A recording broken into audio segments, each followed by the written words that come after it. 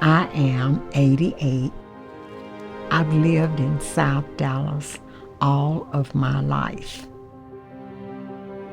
It was a joy.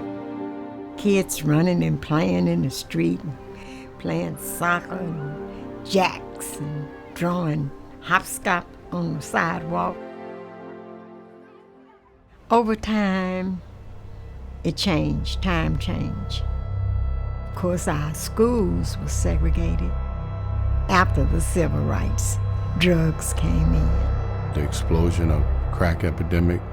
Kids riding their bike in the street and going over to the neighbors. That don't happen here. It's a whole new environment now. Just about every night through the week, stolen cars and people be over there drinking and smoking. It's gotten really bad. It's gotten to the point where I've had to install cameras all around the house. I was sitting in my living room and I heard what I thought was a machine gun. That property has seen the fire department, EMS, you name it. Two guys standing outside of that property one evening. And next thing I know, one guy stabbed the other guy in the neck. There was a bust earlier this year. They discovered meth. The police would come, but they were still there. We saw a car drive by and shoot into a parked car 10 times. We heard a lot of popping noise. When it hit me, I didn't know it. Went down on my knees and somebody saw a little drip of blood. Lost half of my lung. I was working, but it seemed like nothing wasn't getting done. It lowers your ego or your concept of, I don't want to live here, it's a bad neighborhood. And it wasn't a bad neighborhood. It was just the people coming in, making it seem like a bad neighborhood. My parents discovered this house under construction in 1958. They moved in it in 1961, and we're the only family that has ever lived in this property. And this was a very, very beautiful neighborhood. People took care of their properties. I was devastated on the conditions of my neighborhood, how it looked, functioned. This is where I live. I didn't want to move it, so I was going to fight for what I believed.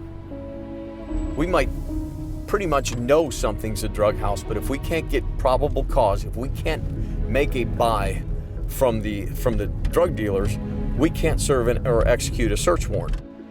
So these people came. I was looking for people in police uniform. They was all just dressed in casual clothes. And they introduced themselves, and so they said, we come to help you take back your neighborhood. We gave them addresses, and they went to work. They listened to what we had to say about the community. Yeah, this is it right here. We went through about 3 or 4 drug dealers in that one property before we met ACT. And once we met ACT, we were able to bring some closure to a problematic property. But we look forward for these properties to be brought back to life again. A lot of these drug houses, ACT helped us. They got the owner's attention a lot quicker than we could. The most common question that I get asked in most community meetings is, how do we solve this crime issue? And I really think it starts one neighborhood at a time. It actually starts one residence at a time, grows into a neighborhood, which grows into our community. After you have that triangle of, say, the community being involved and residents being involved and law enforcement being involved with cleaning up a community, once one community gets safe, it affects the city as a whole. It takes a team to restore a neighborhood. We all came in together, the neighborhood association, what I knew, the police, and ACT, then we got the problem resolved. The environment has changed totally. New homes being built, new people moving in. It's peace. Do all you can do together to build a better community.